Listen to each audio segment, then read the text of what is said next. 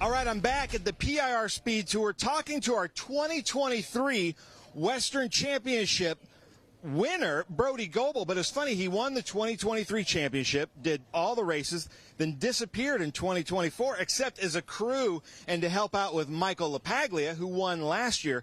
But he's back in full force, our points leader. Now, Brody from Vancouver, BC, Canada, how do you explain the Western Championship? I know you've raced all over, you have all kinds of experience, but how do you explain this championship to your friends? Yeah, of course we want to race, west to east and everything in between. But for us, being up in Vancouver, Canada, it's always been challenging just geographically to get back east. And I definitely have a lot of bucket list tracks back there. That's always been my goal, is to get back racing in the east a little bit more than what we have done. But I'm pretty proud of our west group. I ran 23 as my first season, in Trans Am period. So we obviously ran the West Coast stuff because it's closer home for us. And from 23 up until now, we have really tightened the gap between the national guys. And I feel like when we do go run against the national guys, I know the last race is at Laguna Seca. And there's, I technically stood second on the national overall podium there in that race. And we had other West guys right with me, right behind me. So I know that gap's closing. And I don't really want to look at it anymore as hey, this is the feeder to the national series. It truly is Western Series and the national guys, and we both have competitive drivers in both, and if you can win in the West Series, I would hope that you could win in the national series. So we're getting closer. There's certainly been a gap previously, but yeah, as we keep pushing towards it, the fields are tightening. So. And it's getting a little bit more competitive. When I started with the Western Championship, one of the things that I loved, and we were talking about this earlier, people would show up in short trailers, pickup truck, short trailer, and we still have a lot of drivers like Kyle Kelly, who's very fast, but he's, kind of more of like a privateer. But look behind you, we've got Nitro Motorsports, we've got this huge Tim Lynn and the JM Racing crew. It's a full-on, it looks a lot more of a professional series than it did just 3-4 years ago. Yeah, absolutely. And even for us, too, is, we've gone everything from little pickup trucks and flat deck trailers to go racing in the past. And, we have a nice rig now and stuff. And I run for the Brown Bros Ford racing team. But, you got Nitro, and we have Scott Legacy with M1 and SLR, and they're sending, Alex Brennan out this weekend to help us out, and I'm on the phone with Scotty after every session, and so we do have some of that national knowledge that's getting passed down to these teams. I know LePaglia, he's on the Howe chassis, Chaz is here, so all three brands are very well represented and supported in the West races, and everyone's taking it serious. They want to beat each other, whether it be here or back east, it's all the same to them, so it's cool. Nice. I love it. Well, the Western Championship of the Cube 3 Architecture TA2 Series getting more and more competitive. And I've said this before publicly, but I actually favor the Western Championship. I just like the attitude in the paddock. Everybody likes to help each other out. It's just a little bit more fun and still the elements of privateer racing here. But, man, this is cutthroat. And right now, our 2023 champion and our points leader. But we've seen it all go wrong at the start here at Portland. So what's your strategy? Yeah, it's gone wrong for me here in the past as well, right? So it's hard to do any of these strategies for race starts. I've been racing for over 20 years myself now, and I've kind of stopped thinking about that stuff. You got to be in the moment, and there's no planning for a race start. So I don't get too worked up about them. We just trust that we've done enough practice and preparation, and the car is what it is, and just try to get through clean. Hopefully we can start up front, obviously, and not like we had to start at the back at Sonoma there. So this will be easier to start at the front, and yeah, we'll just deal with it as it comes. That's all you can do, really. So. Nice. Deal with it as it comes. That's a little bit of the Western Championship with the Trans Am Series presented by Pirelli. Stay tuned.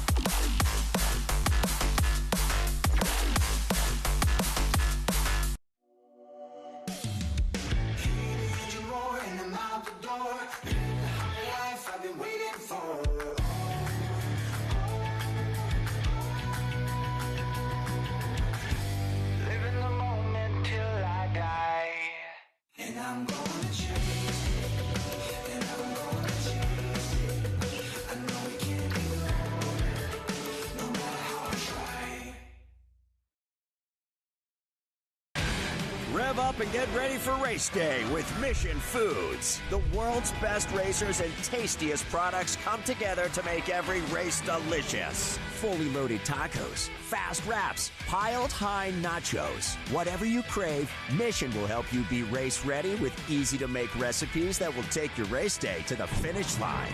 Keep your racing delicious and enjoy all the mouth-watering action. Brought to you by Mission Foods. Too fast, too tasty. Hi, everybody, and welcome to Portland International Raceway, just outside of downtown Portland, in the shadows of Mount Hood, not far off the banks of the Columbia River. Ralph Shaheen, Ben Sissel with you.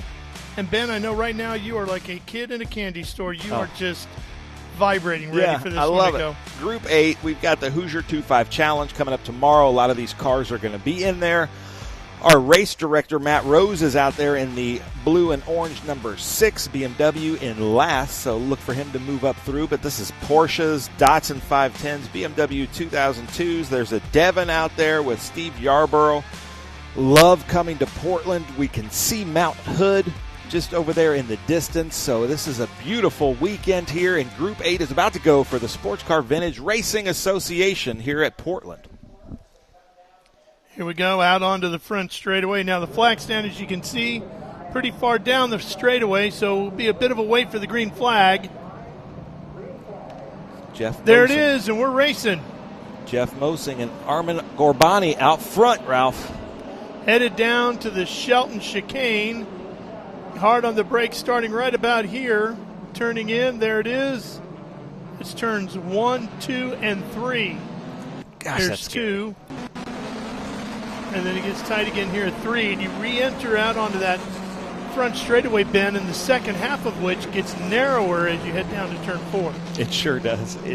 That's such a tough to start the race once you get into the groove, but when all the cars go in there to the accordion, into 1, 2, 3, the Shelton chicane, it does get really hairy. But Jeff Mosing, followed by Armin Gorbani, and then Malkassian right behind him. I got to give a big shout-out to my friend Phil Hartstein. Miller turning 11 and his wife Julie both celebrating birthdays, watching from North Carolina with us, Ralph. So thanks for joining in. Nice. Phil Hartstein out there, started out in 7th in the purple and white Datsun 510. There's the 85, the Datsun of John Murray, the Datsun 1200. Wanted to run in Group, that's usually a Group 3 car, but wanted to run in Group 8. And then last year's champion in the Hoosier 2.5 Challenge, Brian O'Shaughnessy, just flying in that roundy taillights BMW. That's a quick car.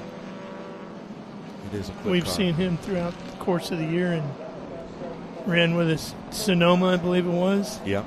Sonoma and Laguna. Sonoma and Laguna, Gaudio in that Porsche 912, the number 13. I like that 240Z of Rob Bellevue in 79.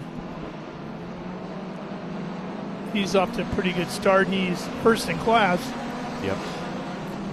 Josh Moriarty in 4th now, started 3rd, but one of the most pristine cars out there, that Datsun 510. Just an absolutely beautiful car. Hope you get to see these things up close. And that E30 M3, just a beautiful car.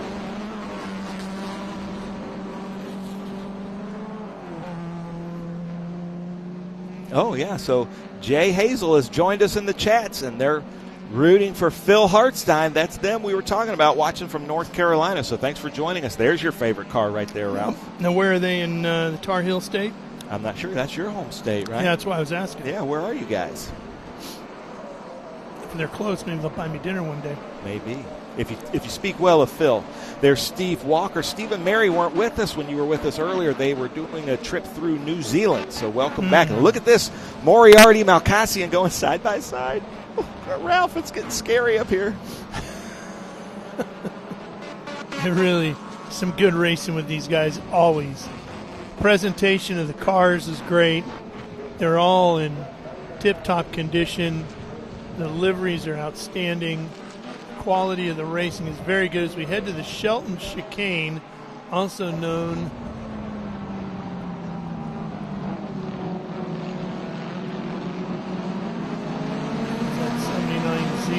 Bellevue. And he's going to go 3 wide through here with them. Whew. I got a little narrow. Yeah, it gets really narrow very fast there, and then the cars are so off balance. There's so many corners here.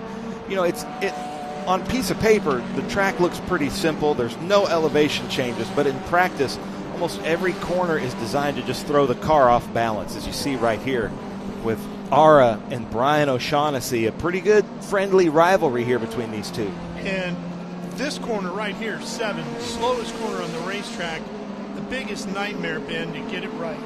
Yeah, because if you don't get it right, this is a long back straightaway. So you're going to be scrubbing off just a ton of speed. And then this 10, 11, 12, the left-hander to the right-hander to the harder right-hander, the decreasing radius, just a very difficult track. There's Armin Gorbani. I got to give a shout-out. We were talking about this at Laguna Sonoma, that Armin's back with us. So great to see him with the whole family. Keon is here. Armin's wife is here, and it was so great to see them. I know you guys have really gone through it, but it really does mean a lot to see you guys here this weekend with us. But Jeff Mosing out front. Now Holly, who gave our start command there for Trans Am, she put another one of those Speed Secret stickers on the back of his car, and he's really using it right now.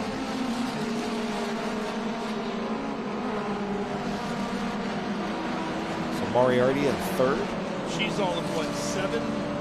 I think so, yeah. As I said when she gave the command earlier today, she's obviously too young to work a 40-hour week, but any company would be smart to hire her right now as a PR person. So look at this, Armin Gorbani getting some pressure from Moriarty, and then there's Tim Probert in what he calls penny, because it looks like a copper penny, just a beautiful car. That is a quick race car. Yeah. He's always near the front. And I think it's a gold medallion car as well. But look at this. Moriarty trying to give it to Gorbani there.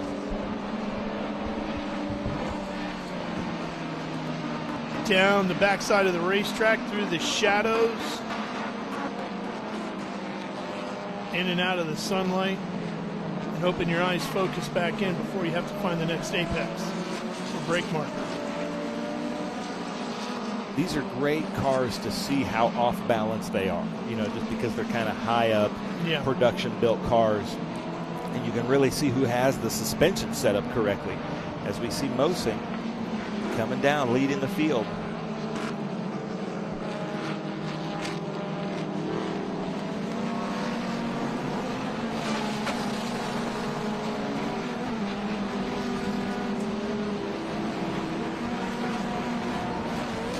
Brian O'Shaughnessy's out there. His son, Zhang O'Shaughnessy, is here. Had to drive all the way from Ventura because he forgot about that whole Real ID thing when he tried to fly here. How and funny is that? His passport was outdated, right? Yeah. That's a problem. Yeah. Ooh. Did you see that? Moriarty really got that car to rotate there at 6. You know, Ben, there are race cars out there that just put fear into you when you see them, because you know at any moment total disaster can happen, right? Like a nitro burning dragster or a World of Outlaw sprint car. You know you're on edge the entire time watching them. These cars bring a smile, I think, to the face of every race fan there. Everybody sees these cars roll out and they're like, oh, these are cool, you know? And just about everybody talking to these drivers, they come to them with a, oh, you know, my mom used to take me to the grocery store in a Datsun 510 or a BMW 2002. His dad's daily driver. Yeah. And then there goes Devin of Steve Yarborough, who's going to be out there 3 different times. I just saw he and Sherm Johnston go across the line in the Formula Ford race before this race at the same time. So that was cool to see. And he's got his big Corvette here as well. Yeah. There's Mark Rincon in that. And then Patrick M.G., who was the first person I've known to sing the national anthem, get right into a race car and race. Remember that at Sonoma. He sang the opening national anthem for us and then got right into the race car and race. I've always thought that was really cool. Haven't seen that before.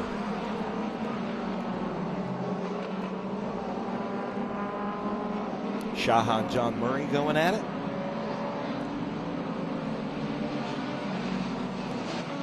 Michael Zupko in that Porsche 911. There's Matt Rose, Thunder Rose, in that BMW 2002 with Ronin Auto Works out of Fullerton, California.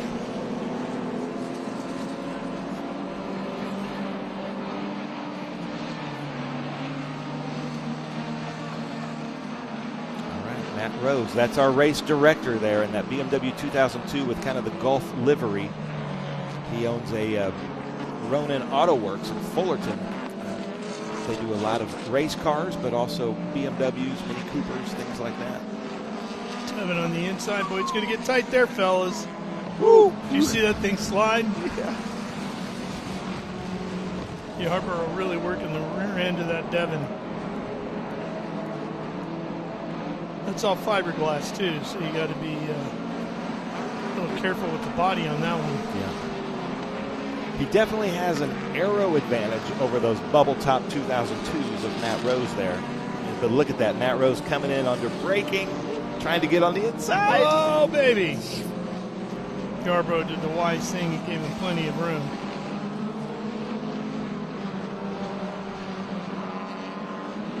That was one of those not there, not there, not there, there moments, right? Yeah. Yeah. It made me pucker here in the booth. Yeah. Yarborough way to the inside there. He does have a bigger motor than these 2 liters and 2.5 liter engines. The Datsuns, I've heard, the best combination for these 510 race cars is the 1800. And why is that? I'm not sure. They just think that that's the best engine and balance is from. A lot of these guys are running the 1800.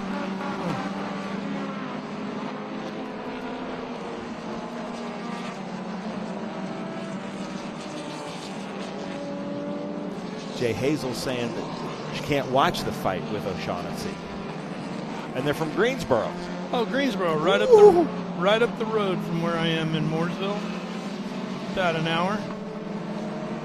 Thunder Rose just going at it there. I think he likes that little over-under thing at turn 7.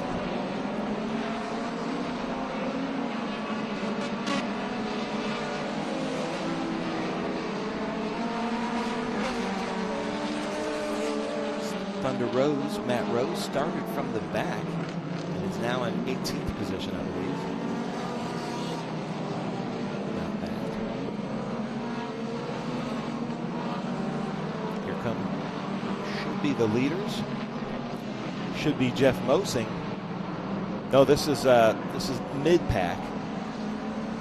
There's John Murray in that Datsun 1200. Kevin Shaha there in the 510. There's Patrick. I do like the look of this 240 here. Yeah, that's a great one as well.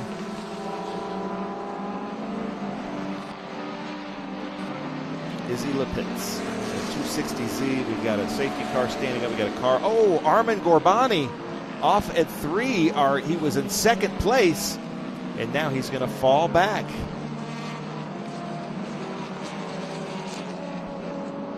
So we're going full course caution.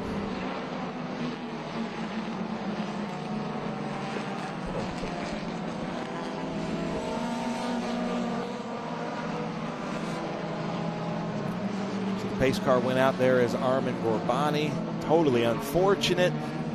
And then you can see that Porsche is smoking there from the back. That is obviously a rear engine Porsche, but I'm seeing smoke. All right, while they get the field all sorted out, take care of the incident on the track, we will take a quick break here, but we'll be right back for more great racing action from Portland. In racing, every second counts. Communication isn't just important, it's everything. Established in 1996 in Daytona Beach, Florida, Speedcom Communications was born from a passion for racing and a vision to revolutionize motorsports communication. Trusted by competitors across the world.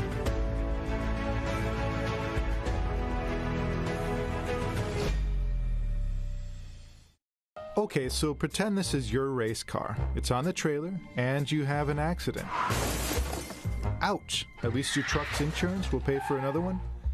Yeah, not so fast. Standard insurance won't replace your race car, whether it's in the trailer, in the paddock, in the garage, or the repair shop. But at Hagerty, we can protect it for what it's really worth anytime it's off the track.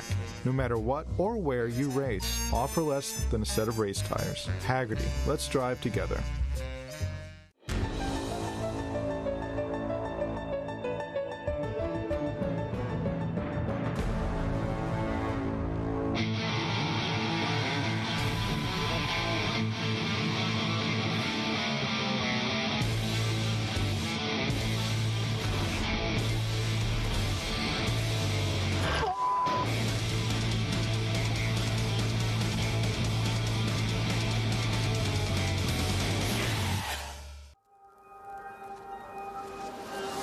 How good is this? Look at this view from Losowski. It brings all my fans, it brings the audience into the car with me. Speed turn 140 mile an hour entry speeds. The quickest and most efficient way for me to get information to my drivers is from using the V-Box HD2 system. Architecture is about everything. We change the environment. We are changing how people live in the environment today. So we basically put our fingerprint on the future of what the United States looks like.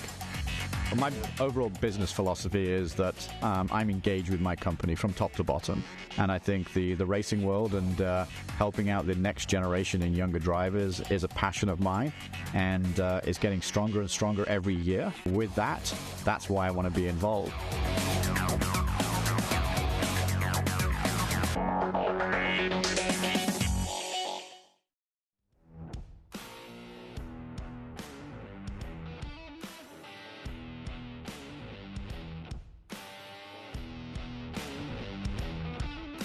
We are back here at Portland International Raceway, the field forming up behind the pace car. We have a few laps left to go here, Ben, so we should have a pretty good run to the checkers. We should. I'll go through the grid real quick as it shows up in timing and scoring. Jeff Mosing out front, Josh Moriarty in second, Brian O'Shaughnessy in third. And remember, last year's Hoosier 2.5 Challenge champion.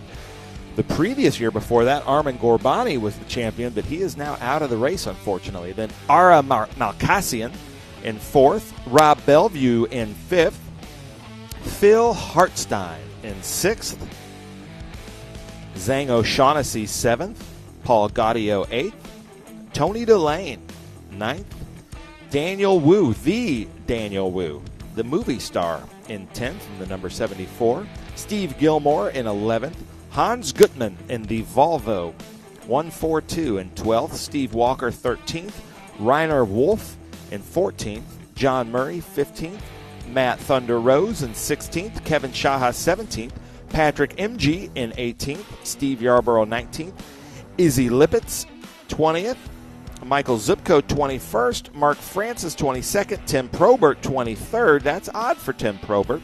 Something must have happened.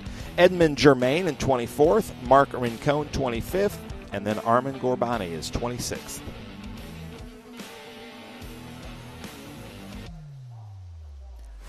So Rob Bellevue and the Porsche really stick out in this group of kind of bubble top family sedans. Yeah, they sure do. Isn't it so funny we talk about this, but these were mid-sized cars in the 70s, and now they would be ultra-compact cars now. Yeah.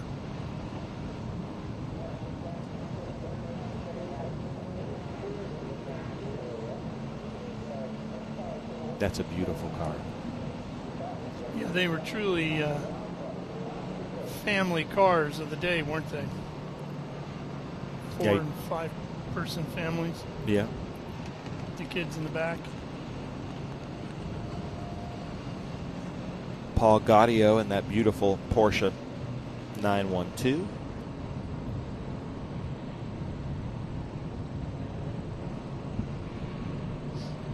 Mark Francis in the BMW E30 M3.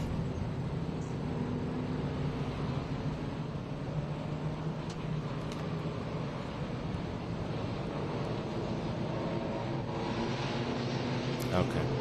Well, ladies and gentlemen, I'm hearing from Race Control that we are going to have to go checker because of some cleanup out there as they come by. That is a huge shame. But we've got more racing tomorrow with Group 8, and we also have the Hoosier 2.5 Challenge. So the Hartstein family, Miller and Julie, happy birthday. I hope you guys tune in tomorrow, but it looks like Phil is going to finish 6th place. Well, you have to save some of that energy for that 2.5 Challenge tomorrow anyway. That's always fun racing. Yes. Here's the checkered flag waving as the field makes its way down the long front straightaway here. It looks like Moriarty tried to pat. Jeff Mosing was going back and forth, and Moriarty almost went over the checker, the finish line first, and I don't know what we would have done there. Kind of a Ford versus Ferrari finish. Mm-hmm. What a shame that was, right? Yeah, look at this beautiful field of cars. I mean, they really do a great job, Ben. I mean, that's one thing about vintage racing is most owners, take great pride in their cars and not just making them run mechanically well, but the presentation of the car, the liveries and all that. But these guys in this category, I think, are some of the best at really making their cars look sharp. Yeah, like this car here with Steve Walker. That car is a tribute car to actually a privateer that raced in the B Sedan series or the Trans Am series, and I love that because usually you make a tribute car to like a John Morton or a BRE car or something like that, but he's doing it to a privateer that he loved to watch when he was growing up at Road America. Which is great. Keeping the history alive. Yeah, these cars in the Hoosier 2.5 Challenge are set up as they were in Trans Am, but there's your results. Mosing, Moriarty, O'Shaughnessy, Keesian, and Bellevue in the Z on the top 5. And then you got to mention Phil Hartstein. His whole family's watching.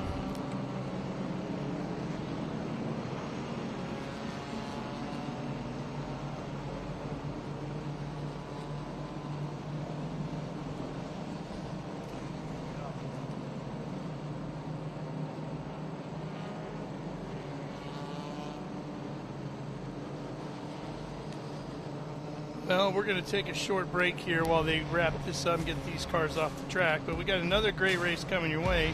Group 7, 9, 11, and PSSA. Up next here at Portland International Raceway when we return.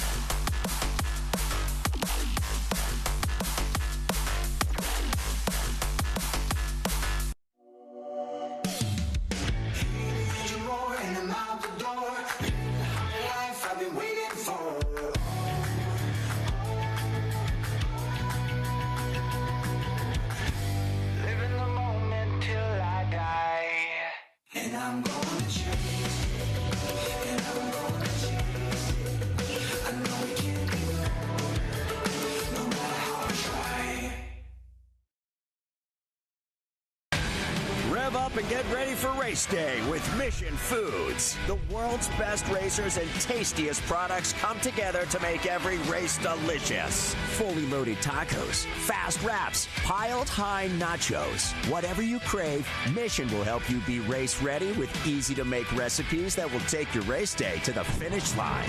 Keep your racing delicious and enjoy all the mouth-watering action. Brought to you by Mission Foods. Too fast, too tasty.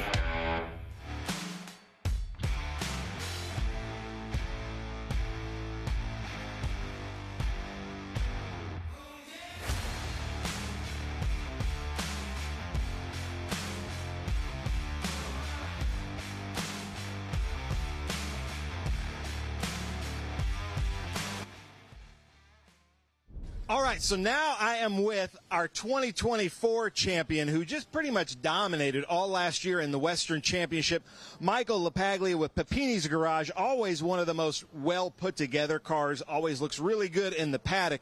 But, Michael, running for a championship and being runner-up in 2023, winning the championship in 2024, how do you describe the Western Championship like as opposed to the National Championship? Well, it's completely different. We get a lot of green flag laps on the Western Championship. You know, the car count might be anywhere from as low as 14 to as high as 25, 30. But for whatever reason, we get a lot of green flag laps, which is great. You know, we've been to a couple national races like Sonoma this year where there's just a lot of caution. So the competition's good up front. I always feel like there's, 4 or 5 cars that can win the race. Which makes it super competitive. You've got Brody Goebel, Barry Bowes, Tim Carroll. Last year we had Tim Barber, who was super fast. So, it's really competitive. We've all raced with a lot of respect with each other. We try to keep the cars together and get it to the finish line. But, I don't know if it's better or worse, but it's good racing. It is very good racing. But you came actually from the SGT side of it, ran a road car that looked just like this, and then you've had now a few Howe chassis TA2 cars. This is, beginning of the season, this was a brand new car. And could you feel the differences in your older chassis and going into the new car? Yeah, it's funny because it's apples for apples, right? Chassis manufacturer, TA2 car.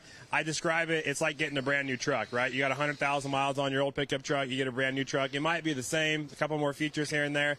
But it just feels a little bit tighter, feels like a little bit more responsive, and all the parts, all the components on it are new. The chassis might not be totally different, but you really feel the tightness of all the new components, so we're really happy with it. So, but also, Michael, I heard rumors that you pulled kind of a double duty this weekend. They always, Thursday nights here, they always have a huge motocross, thousands of fans. Were you out there? Yeah, we came up last year.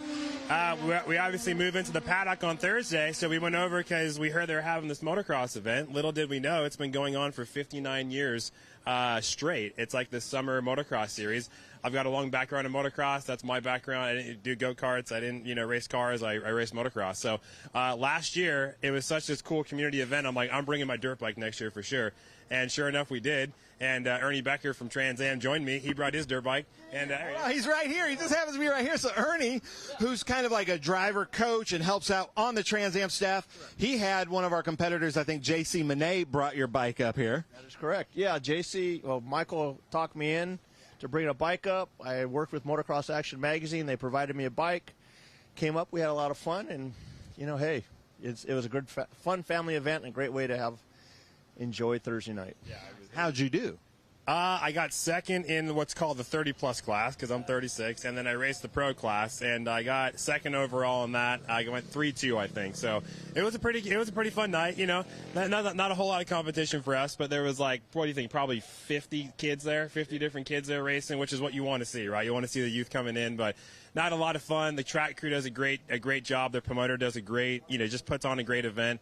Like Ernie said, it's like this really cool community feeling, and it was just fun to be a part of it and fun to come back up here and race. Michael LaPaglia running for this year's championship, trying to go back-to-back with Papini's Garage in the Western Championship, so stay tuned.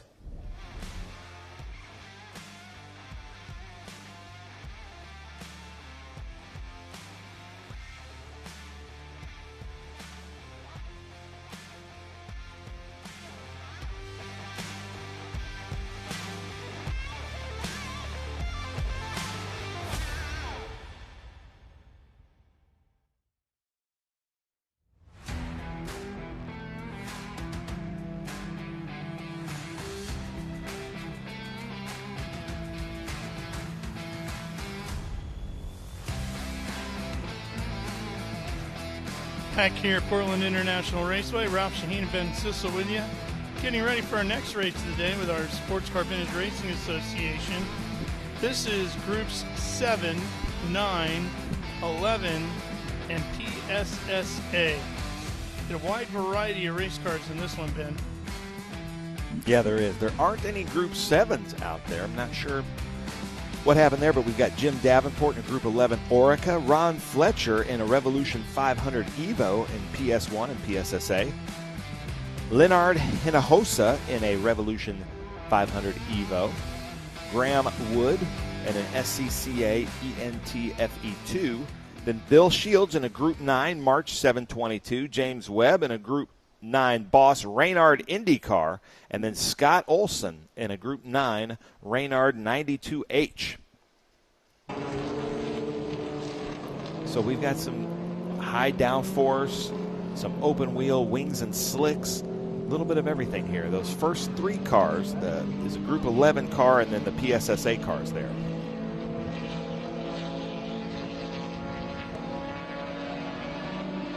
Waiting for the green. You see the flag stand off to the right side of the screen. Green flag, and we're racing here at Portland. And the Orica starts to stretch out a little bit, that orange and black machine.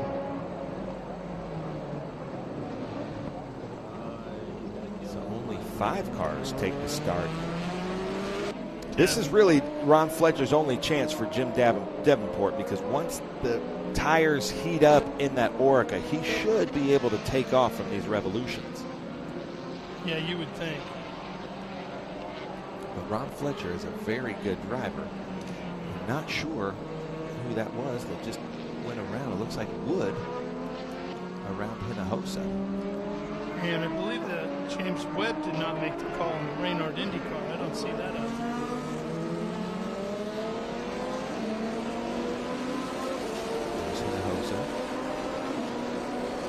Revolution Evo. There's the Orica of Davenport. Do you ever call any races that this car would have been in back in the day?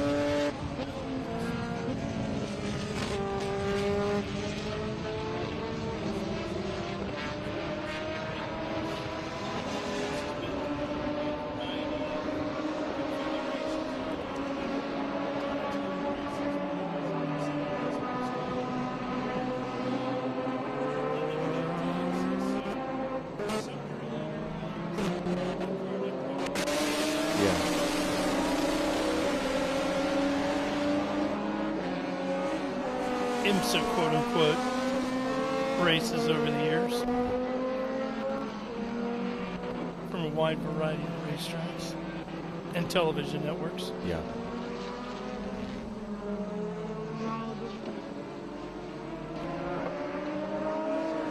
Basically just a reverse airplane.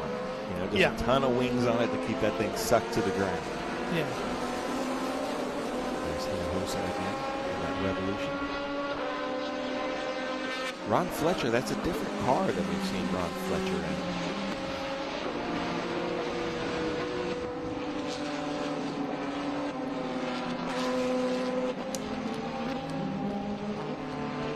See, on my scoring, it says Ron Fletcher is going to be in a Revolution Evo, but that wing, I was told that the Evos have a flat wing, and he's not running a flat wing on that car.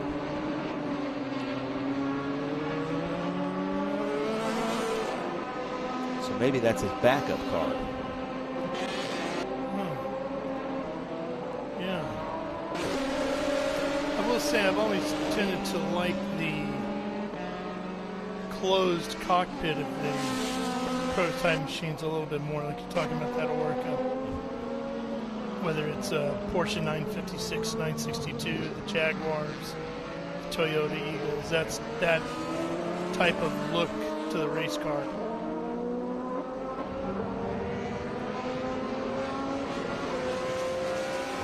Pretty good PSSA battle, though.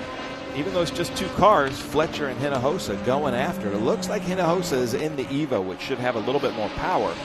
But Ron Fletcher is very good in these Revolutions.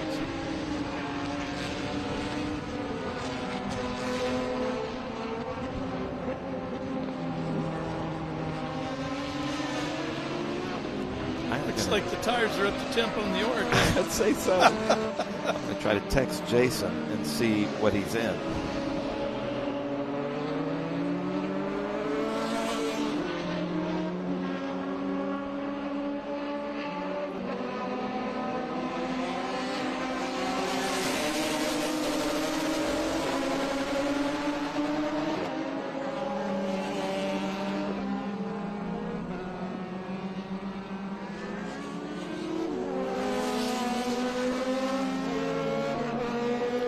working their way through 4 and 5 through turn 6 here. That's 6.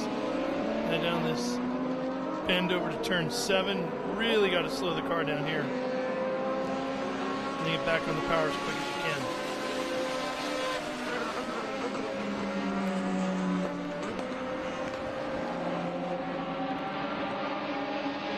Ralph. He's got a good run into one of the faster sections on the racetrack. 9, 10, and now down to 11 and 12. Back out onto the front straightaway. He's trying his best. And Fletcher doing everything he can to break the draft on that long front straightaway.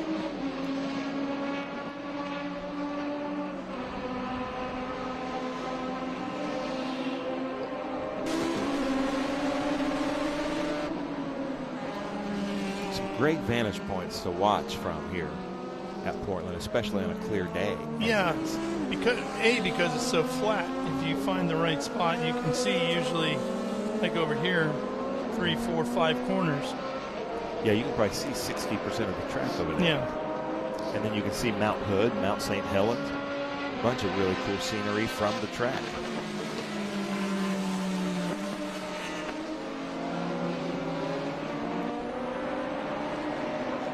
Long back straight that just has a little bit of a, it's called a banana straight, a little bit of a right-hand turn.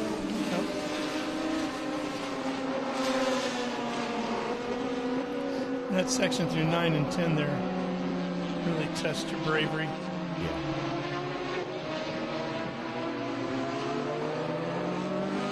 Doing the same thing, just wiggling back and forth, trying to get out of the draft. Yep.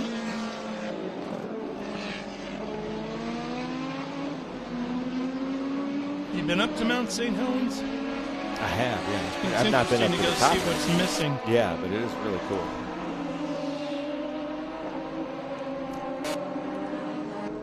We used to snowboard on Mount Hood a lot. We'd play shows in Portland and go snowboarding, and then the show wouldn't be that good because we'd be all sore. So there's Ron Fletcher out front of Hinojosa. It's been like this basically from the start, but that's the best race out there. Then we've got Woods and Shields. There's Woods.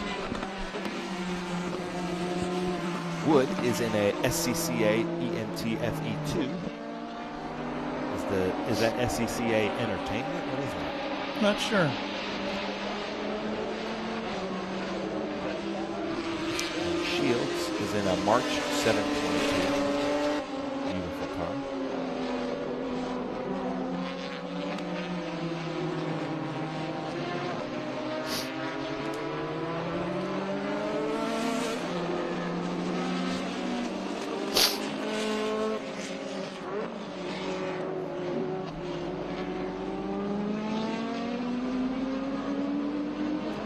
Yeah, let's stay on. You see that red march coming our way here, painted up in the livery of the old gold leaf Lotus. And the gold leaf, that was kind of the start of sponsorships. Yes, in it was. motorsports.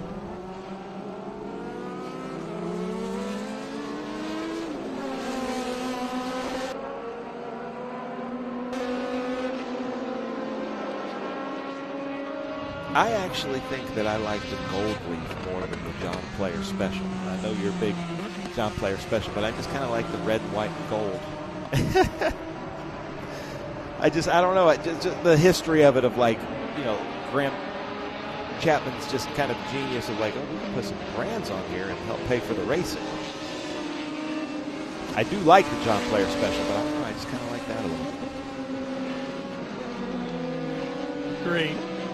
There was something special about the black and gold of the John Player color scheme.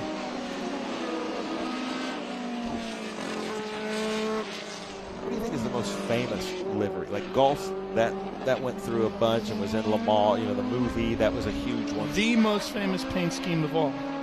So that's what we're talking about. Yeah. So, and you can leave us comments too if you have an idea or an opinion on this. So the question becomes, do we, because you've got cars that are not sponsored and cars that are sponsored, right? If you're going to go with the non-logoed race car, I would say Ferrari red. Yeah. Right, a basic red Ferrari. As soon as you see the red, you know exactly what it is, no matter the body style, right? I think Hinojosa might try to do something here at 10 and 11. He gets up there right.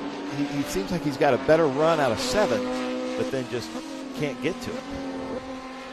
If we're going to talk about logoed cars, yeah, I would think the Gulf livery would be very high on the list.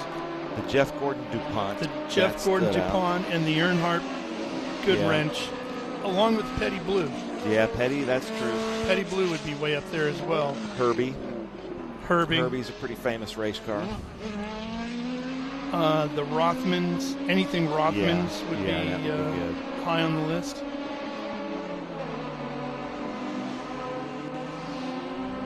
Cole Trickle here, maybe.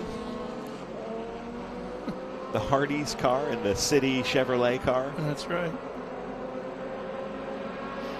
So here it is. Watch this. Hinojosa, the second car, gets a great run out of 7, and they disappear out of our camera shot, looking like he's going to take him, and then he just somehow falls back. Now that looks like a fun car.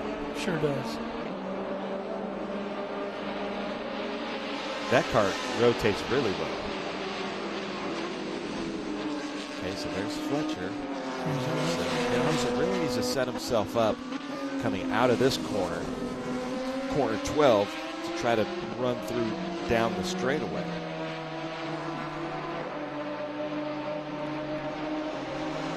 There's a look at the festival curves, also known as the Shelton Chicane. I think the camera operator is lifting the lift as he's shooting that. That's pretty good. Pretty nice. It's pretty nifty there, guys.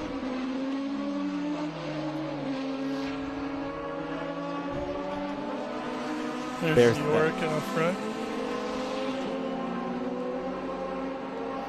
Now, when I think of Chris Dyson, who we see most every weekend, I think of him in an open top. The BMW. Like that. Yeah.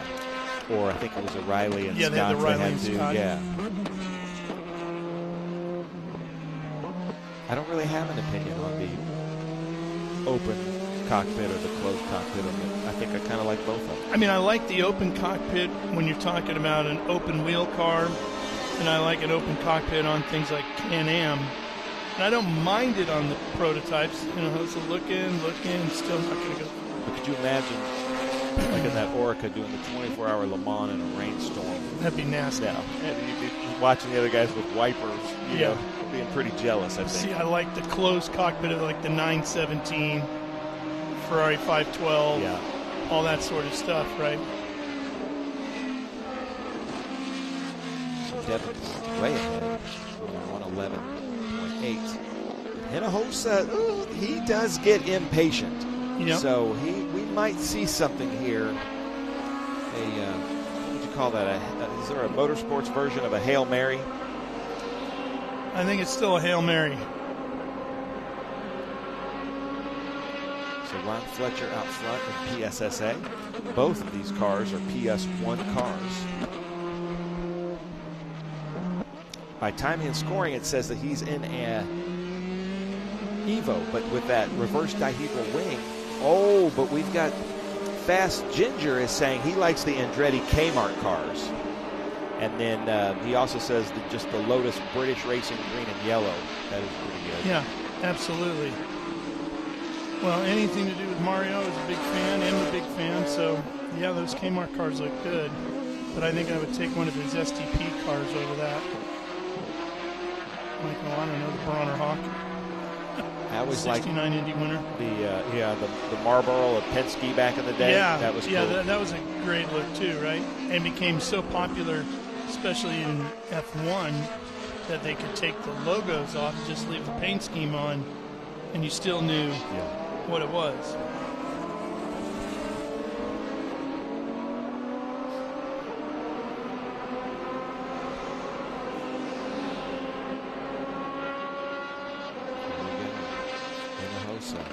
Behind Ron Fletcher in PSSA. What does he have? Does he have anything? As the time is running out, he knows the time is running out. They're very equally yoked somehow. This is his strong suit usually. Oh, see ya. Commentator's curse. He stuck it up in there and went as hard as he could, and it just, traction didn't stay with him.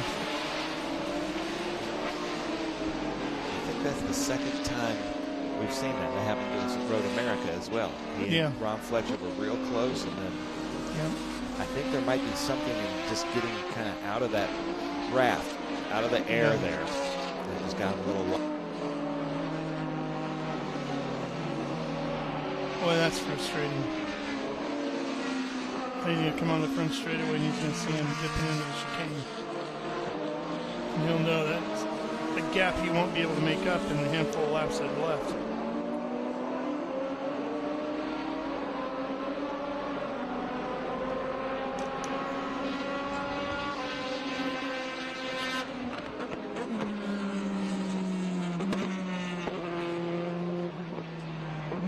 You know, Hoosier just pushing now.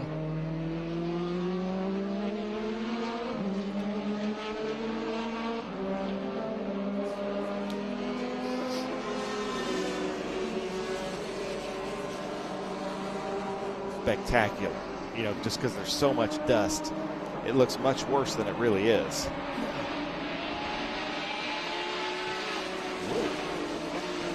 Keeping up with Hinojosa now.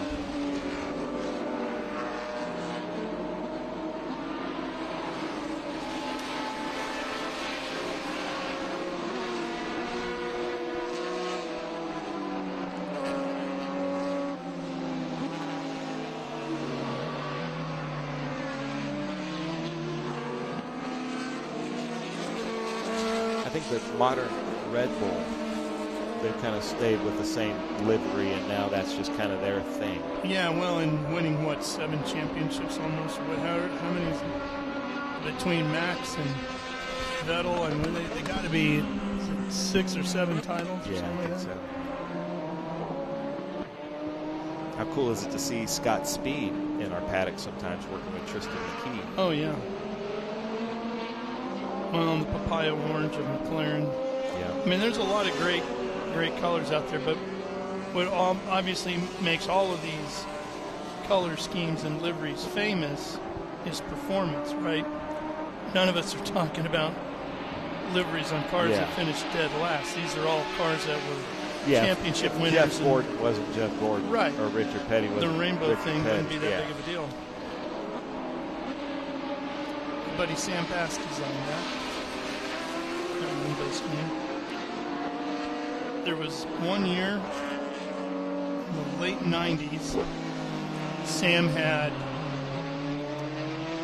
more than 3/4 of the Cup fields at Daytona for the 500 were liveries that he had designed. That's amazing. It's pretty impressive. And then what happened, and he was, just an illustrator, artist, come up with it out of his own mind, and teams would all pay him to do the designs. And what ended up happening is, as is always the case in racing, something else comes along. The teams found out they could design these things on computers, so they don't need to pay the artist guy anymore, and things change.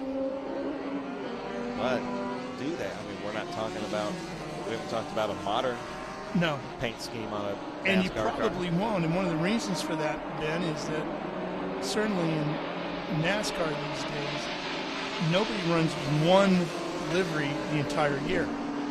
I mean, it's hard to keep up. It's hard to get sponsorship dollars for that, right? So instead of having Lowe's or Home Depot or DuPont or whoever it was as your main sponsor for $20 million for the entire year, now you've got a series of $3, $4, $5 million sponsors that pick and choose a handful of races. And instead of using paint, they're just wrapped. Yeah. So I'm here in white flag next time by on the Orica of Devonport. There he is. White flag is out and waving.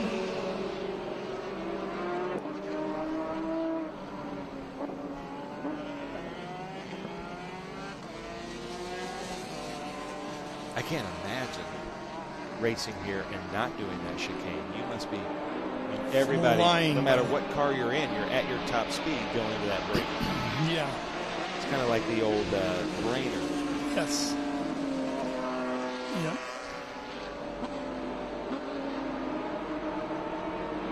Scary, scary sports. Okay, so here's where we get to. So see this number 6 here, Shields. If the Orca doesn't pass him before the start-finish line, he gets an extra lap. But Yeah. It looks like he sees it and he's letting him pass. Okay. That'll be that. Maybe he's like, I'm tired. I'm done. Go in. Yeah. Tongue's out. Time to start thinking about dinner. You struggling for ice cream here? Not here. Yeah.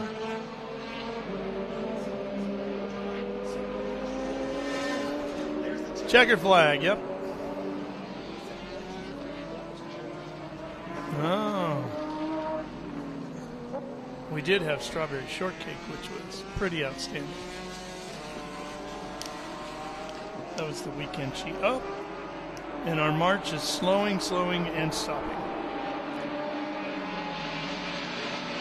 Which means we're going to be a minute before we get the next race going, because you're going to have to go get that car. And those cars are not easy to pick up. No. So there's Hinojosa. Fletcher's about to take the checkered flag. Here come the two cars. Hinojosa coming down into 10, 11, 12. So it's a hard left at really high speeds, then a hard right, and then a decreasing radius turn, just basically designed to throw the cars off balance. But Fletcher takes the checkered flag.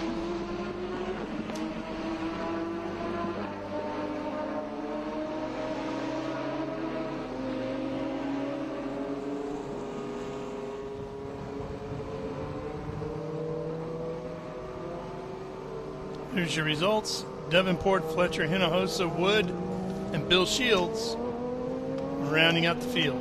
But ladies and gentlemen, Group 6, 10, and 12 is next with we've got some TA2 cars, we've got some Ford Mustangs, some Corvettes, maybe Ralph's favorite car of the weekend. We might see that. Some E-types. We've got some really cool cars coming up next. Group 6, 10, and 12 with SVRA, so stay tuned for that.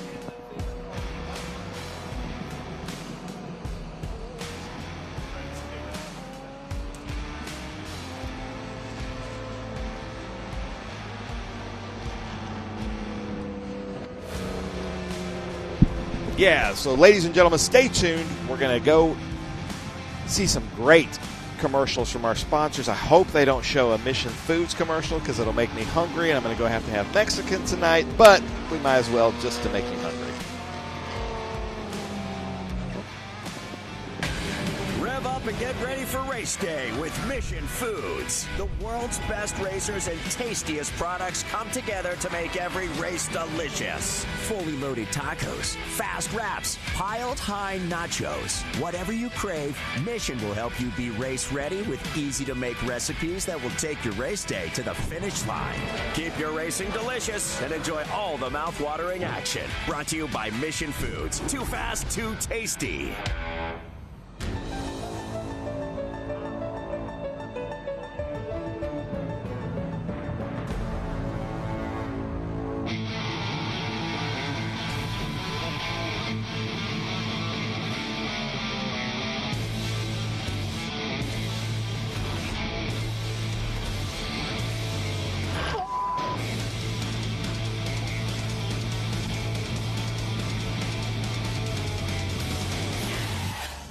Okay, so pretend this is your race car. It's on the trailer, and you have an accident. Ouch! At least your truck's insurance will pay for another one? Yeah, not so fast. Standard insurance won't replace your race car, whether it's in the trailer, in the paddock, in the garage, or the repair shop. But at Haggerty, we can protect it for what it's really worth anytime it's off the track. No matter what or where you race, offer less than a set of race tires. Haggerty, let's drive together. What does it mean to be built with Summit? it means you're hitting the autocross, drag strip, road course, trail, dirt, or open road with confidence. Because built with Summit means you're using parts from the top names in performance, priced to make your project affordable. And it's all backed by trusted tech expertise and blazing fast shipping. Summit Racing Equipment. Let's build it together. SummitRacing.com.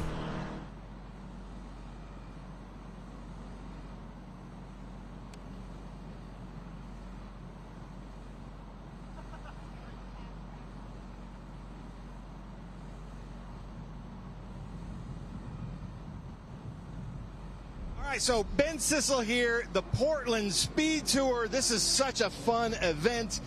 But we're going to talk about the Trans Am Western Championship, and I thought no better person than somebody who competed in the National Championship at every race last year, every event here in the Western Championship. So, Barry, explain the Western Championship to anybody out there that may not be familiar. Yeah, so the Western Championship, as was explained to me before I got into it, was that it was a little bit more grassroots. Right, people were showing up sometimes with their car on a trailer, right? Not necessarily the full professional support. These were incredibly good drivers, but maybe just didn't have the funding to run the national series. And so the West Coast Series was a place where they could go and be very, very competitive, right? With perhaps maybe some hand-me-down equipment. I decided I was going to run in the West Coast Championship for extra time in the car, right? And I got here, and I wasn't sure how people were going to react to, the National Championship guys showing up in the Western Championship. Everybody welcomed me with open arms. They said, you know what? We'd like to really know, how do we stack up against the national guys? We know where you're at in the National Championship. Let's see how you do here. This is going to be fun. And what I found out is there are some incredibly good drivers here with some incredibly good prepared cars. Right? These are fantastic race car drivers. Most of them are over on the West Coast just because their schedule and their work doesn't allow them to do the whole national series. But what I came over is I found a whole lot of competition on some really, really cool, iconic tracks in the West Coast. It's been growth for me, and getting to know the guys here. Right? Everybody is friendly. They're excited I'm here. I'm excited they're here. And I love the fact that Trans Am has the opportunity, for people on the West Coast to have a full championship and make it work.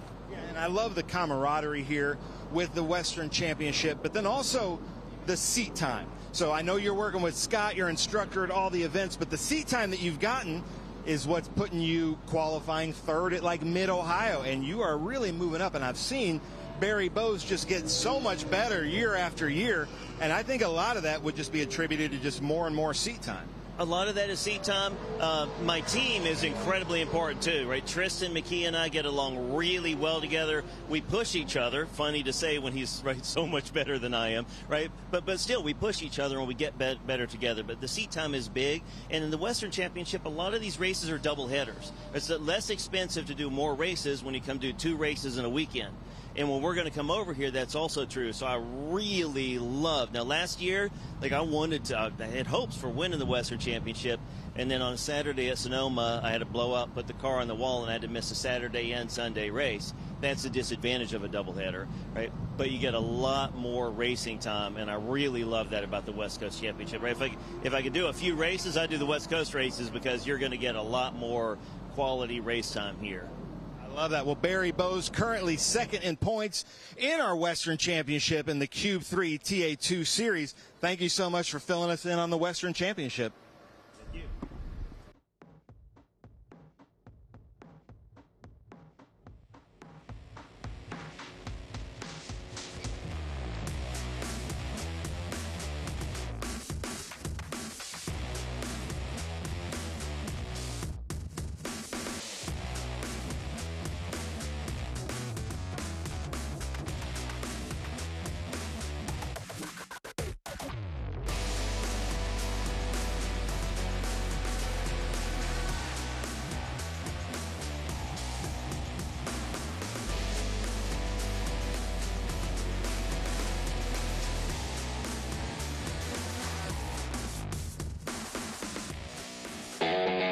Architecture is about everything. We change the environment. We are changing how people live in the environment today. So we basically put our fingerprint on the future of what the United States looks like. My overall business philosophy is that I'm engaged with my company from top to bottom. And I think the racing world and helping out the next generation and younger drivers is a passion of mine. And it's getting stronger and stronger every year. With that, that's why I want to be involved.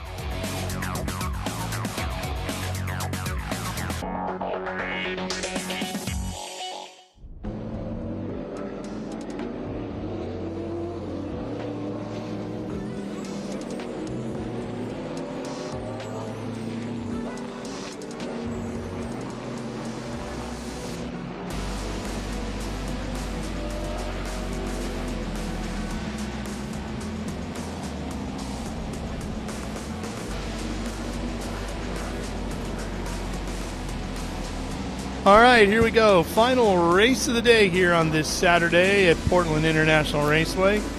And Ben, a lot of people are probably thinking that car right there, that Corvette turning in to the Shelton chicane would be my favorite car of the weekend here. And I will tell you, for a while, it was. When I first got here and walked into the paddock, I'm like, oh, baby, that's sweet. And yep, I zeroed right in on that. However, I walked a little further through the paddock and came across something a little bit different. I haven't seen it just yet. Yeah, I don't see him out there.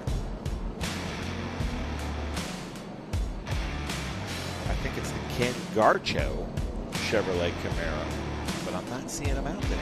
Yeah. And I want everybody to see it. It's beautiful. It is stunning.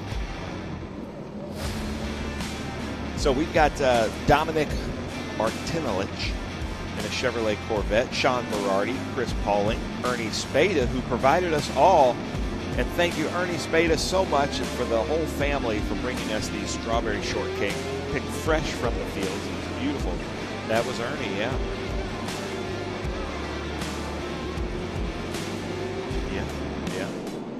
And then Steve Goldman, Matt Crandall, Mick Millsap, Mark Berardi, Jim Frula is out there in a BMW E30 M3. Steve Walker is in my favorite car, the Luigi BMW CSL. I didn't see it either. Roger Eagle is in a Porsche 930, the Interscope car. James Buskirk in a Chevrolet Corvette. E. Michael Smith in a Ford Mustang. Ron Miska in a Ford Thunderbird. Christian Monk in a Ford Mustang. John Weirick in a Ford Gas. Mark Adams in an XK. And then Gunter Pitchler in a Jaguar E-Type. Jeff Taylor. All right, here we go. And Ben, your Beamer and my Camaro are not out there. But Paul Menard's car's out there. Yeah, Paul Menard's car is there, but we're going to have to wait till tomorrow. So my new favorite car is now the Corvette, because it is out there. The lead Corvette or the Group 6 Corvette? Yes. Okay. I'll take them both. There it is. We've got a Jerry Titus Tribute Trans Am car out there. Berardi now right behind Dominic. James Buskirk in car number 71, a Class 6 Corvette. Blue and white. Really pretty car. This lead car is actually last year's Western Champion TA car. Yeah, it's stout, isn't it? Yeah, it used to belong to Steve Goldman, but now Steve Goldman is out there in this group in a Chevrolet Camaro. I didn't get a chance to visit with Ernie. He's got 3 of those Torno liveried Porsches here, all with the Brune logo. I mean, it looks just like the 956 Bruno or Brune GTP machines. What is his association or fascination with Brune? Do you know? I don't know. We need to find that out. We'll have to check with him in the morning. Maybe our commenters. Yeah, maybe somebody out there knows for us.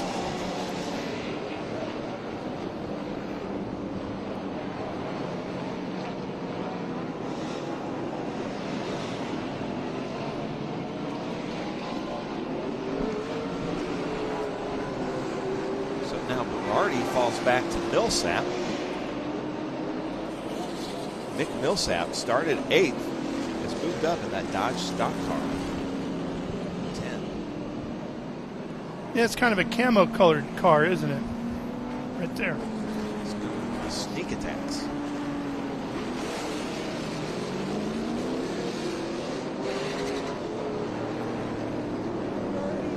Now, Berardi raced in the Q3 Architecture TA2 series with us last year. Yeah. And this year he's been running in 10 with us.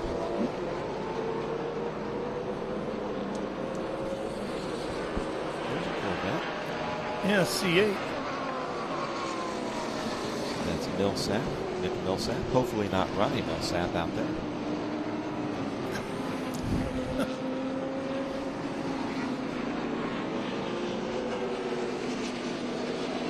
Kind of a Joe Nemechek Army car out there. Yeah.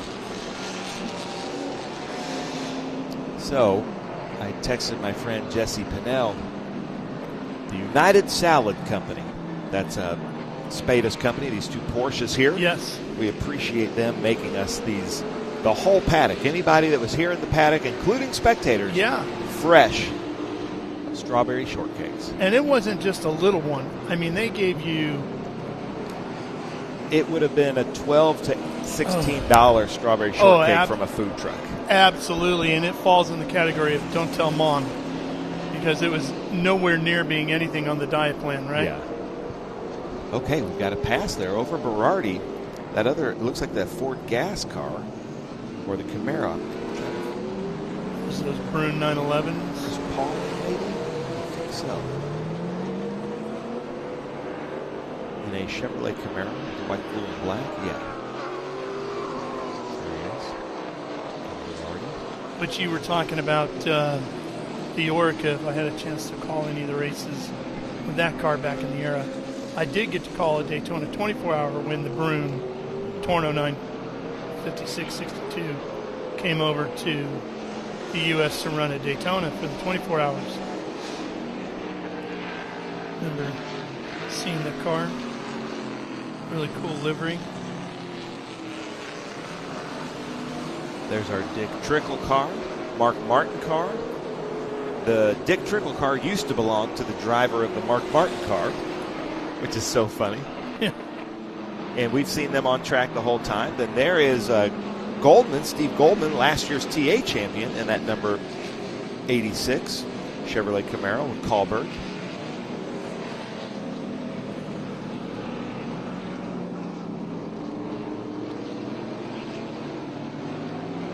I see a Yellow. There, yeah. Full course. Ooh, I don't know though, Ralph. Look at these two E-Type Jaguars. Yeah, they're pretty down. cool. And you get your pick as to whether or not you want the Roadster or the Coupe, right? So which one would you do? I got to go with the Roadster. They had the 2+2, the big bubble tops, but the car that infuriated Enzo Ferrari because he thought it was a car more beautiful than his Ferraris. Oh, and we just had a pass under double yellow.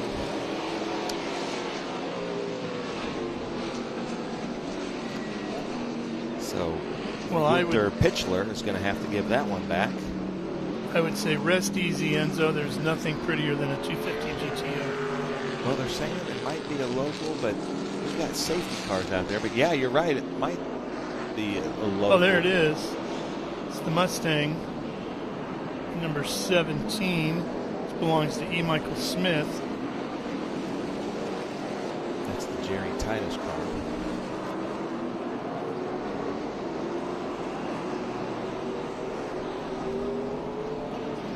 So the safety car is standing up, so it is going to be a full course caution, but I don't think it was a full course caution. When the pass was made? Yeah.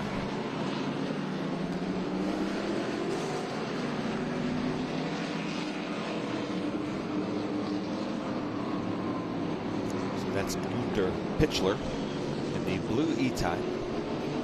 Mark Adams in the red E-Type.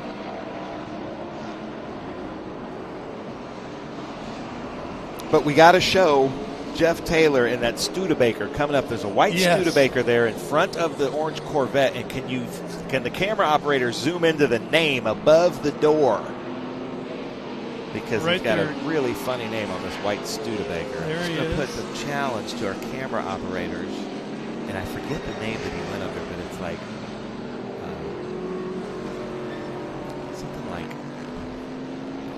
Rex a lot or something. It's just really funny, like Rex. Yeah. And so I don't remember. So hopefully our comment section, but I need to find that out because I just thought it was really funny. That's great.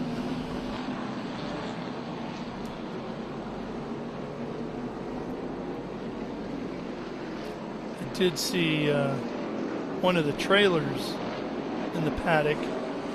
I believe it's the trailer for the Paul Menard car. And on the side, at the back of the trailer, it says, "Herein lies something that there is no known cure for." And I thought, boy, is that ever true. Yeah. And not only that, but it keeps people from breaking into your trailer. Yeah. You got to get them wondering what that could be going down the road if they don't recognize it as a car hauler. Groom's Guitars, a very famous guitar store in Nashville where I live. They used to deliver their guitars in a van that said exotic snakes, so nobody would ever break into their van. Good idea. Like exotic venomous snakes. Yeah. See this purple Mustang here? Yeah. That's a cool car.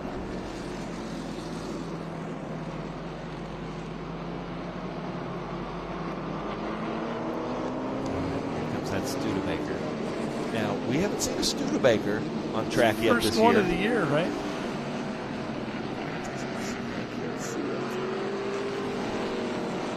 I'm going to find that out then because I just have always found that very funny.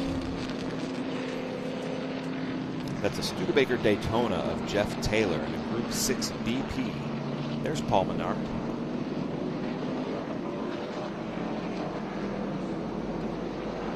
He's going through oil dry. That isn't smoke coming out. We are still under full course caution. So far, that Honda Civic of Bob and Becky Pengraff have won 2 of the 3 races we've called. Yeah. Having a good weekend.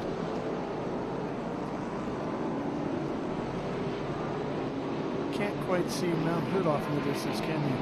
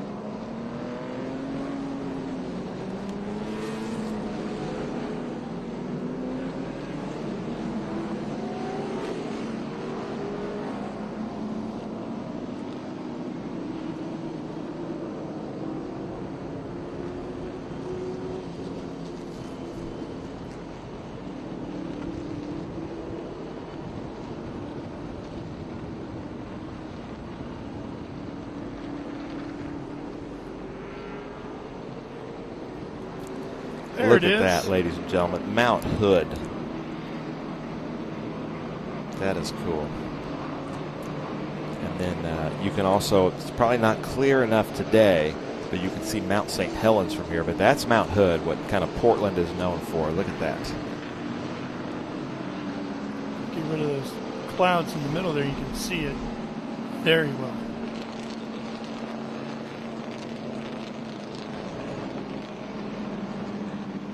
You know, Ben, I didn't, to be honest, know much about the Studebaker Daytona, so I just did a little research on it. It was originally a Studebaker Lark. Okay.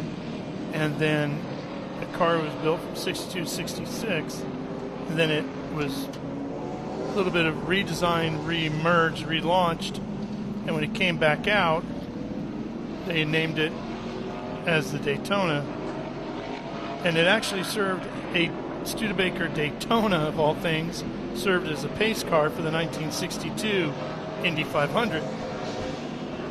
It's nothing like a Daytona pacing Indy. Yeah.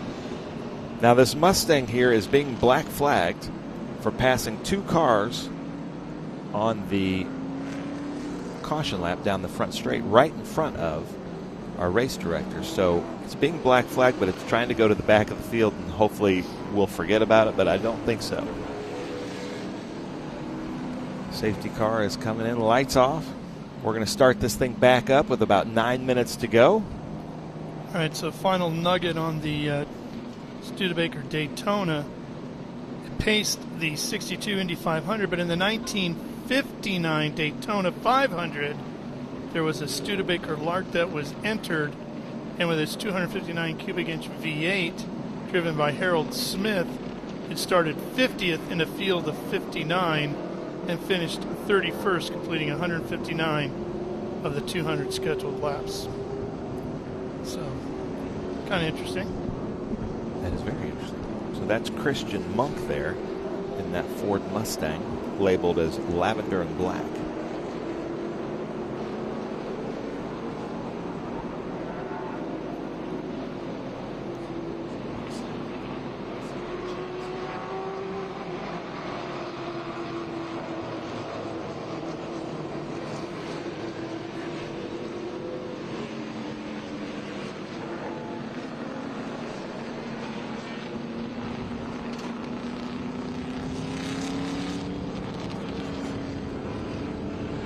Oh, yeah.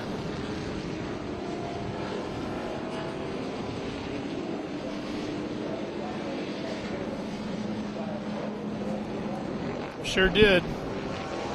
Big time. And then he jumps on the binders. Looks like he's giving the spots back. Yeah.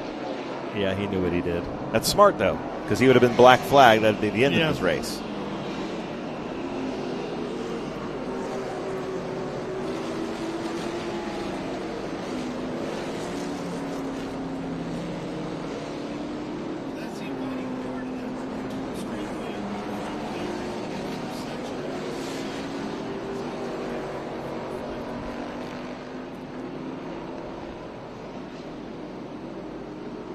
Dominic out front.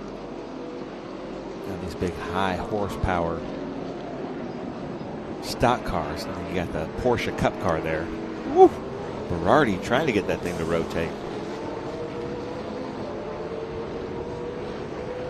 So that's Ernie Spada. And the Porsche.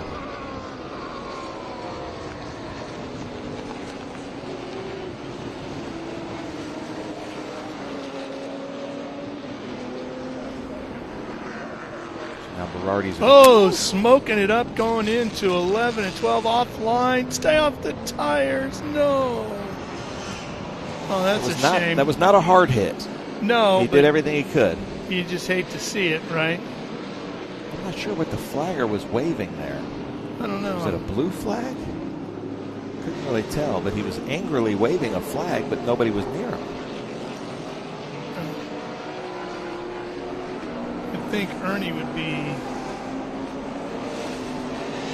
in an area where we might want to get him out of there too. I think I'm hearing that we're going to have to check her the next time by because of the impact at turn 12. Yeah.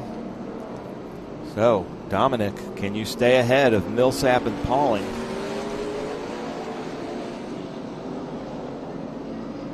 Can Millsap be all that he can be in that camouflage? Is that a Dodge? Yeah, I believe it is. That is a Dodge stock car.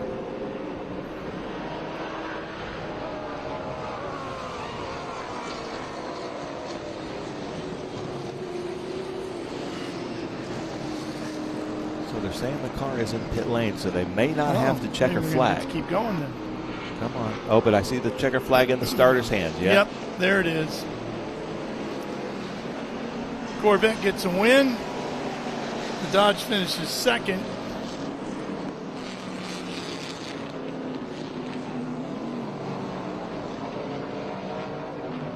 Looks like Ernie's team car is going to finish about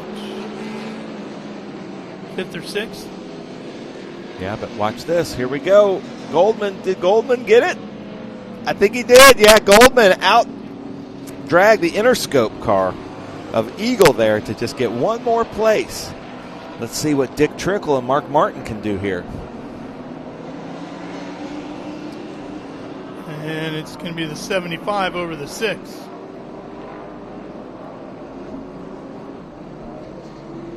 And the Studebaker Daytona crosses the line. Nice.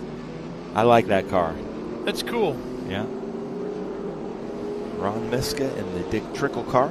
Steve Beck in the Mark Martin car. Ben will be back tomorrow, noon Pacific, 3 o'clock Eastern, as we kick off our coverage of day 2 here. Here's a look at our results. Groups 6, 10, and 12. We'll see them again tomorrow, and hopefully your Beamer and my Camaro. Hopefully, yeah.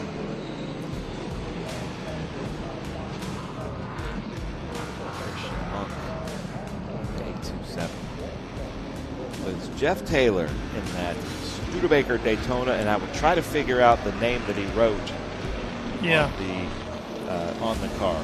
And I'll try to find out why they're so impassioned with the Broom racing team. All right, we're going to take a quick break, but we're going to come back. We'll have podium celebration from here at Portland International Raceway after these words. Stay with us. In racing, every second counts. Communication isn't just important, it's everything. Established in 1996 in Daytona Beach, Florida, SpeedCom Communications was born from a passion for racing and a vision to revolutionize motorsports communication. Trusted by competitors across the world.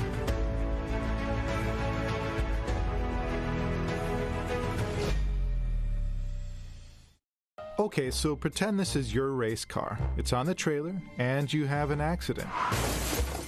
Ouch! At least your truck's insurance will pay for another one?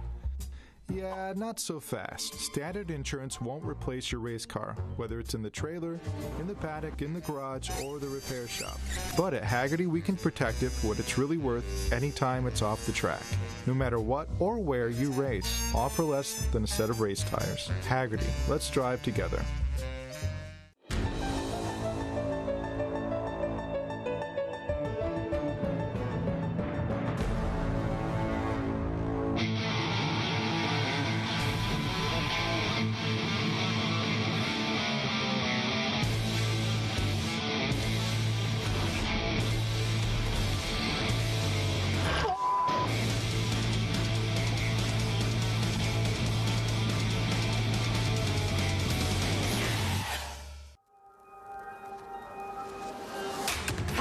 Is this? Look at this view from Losowski.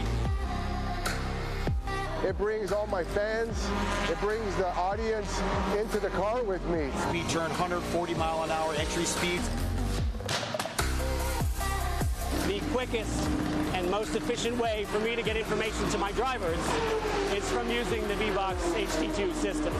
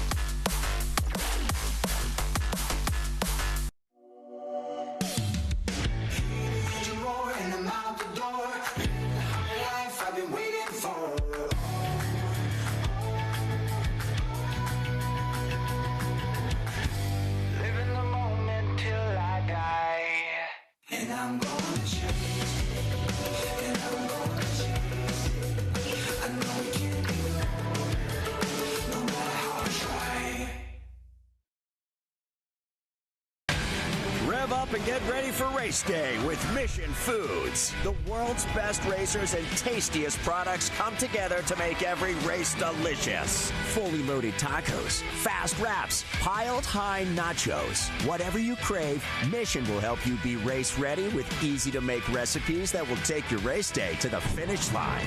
Keep your racing delicious and enjoy all the mouth-watering action. Brought to you by Mission Foods. Too fast, too tasty.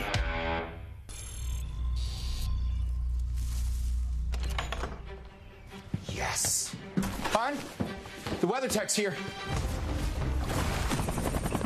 WeatherTech is the ultimate protection for your vehicle. Laser-measured floor liners, no-drill mud flaps, cargo liner, bump step, seat protector, and cup phone. What about my car? WeatherTech.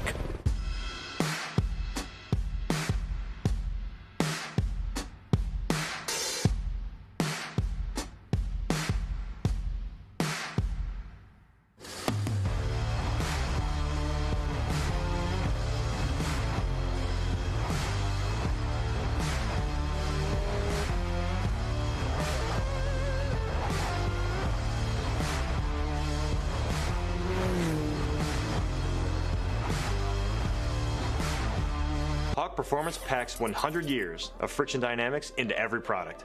Backed by Carlisle Brake and Friction, the world's premier innovator of industrial brake and friction components, Hawk leverages R&D tools and motorsports experience to deliver uncompromising performance on the street. There's no reason to settle for less. Choose pads that are race-proven and street-legal.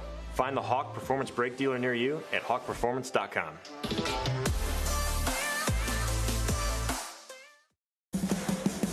What does it mean to be built with Summit? It means you're hitting the autocross, drag strip, road course, trail, dirt, or open road with confidence. Because built with Summit means you're using parts from the top names in performance. Priced to make your project affordable. And it's all backed by trusted tech expertise and blazing fast shipping. Summit Racing Equipment. Let's build it together. SummitRacing.com. How good is this? Look at this view from Losowski. It brings all my fans, it brings the audience into the car with me. We turn 140 mile an hour entry speeds. The quickest and most efficient way for me to get information to my drivers is from using the V-Box HD2 system.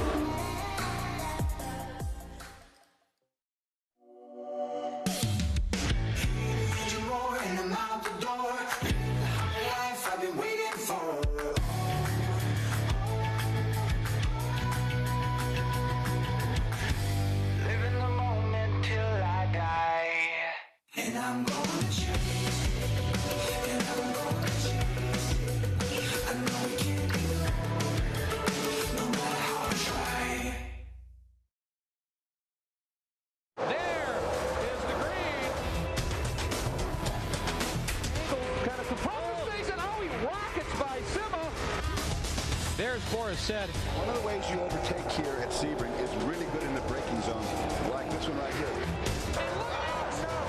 Both go around. There's the green. We are back and at it. Watch this. Oh, look out, Miller, look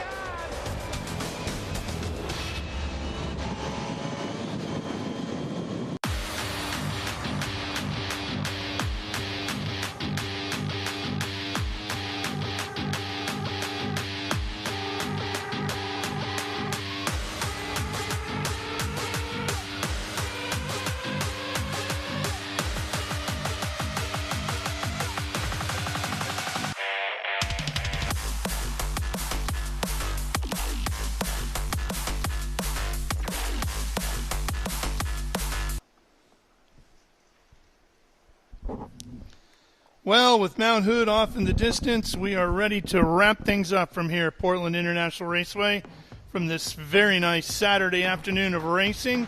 We will be back tomorrow at noon Pacific time, 3 o'clock East Coast, for another great day of racing here at Portland International Raceway. We'll be kicking things off with our live coverage of the Trans Am Western Championship presented by Pirelli, Cube 3 Architecture TA2 Series.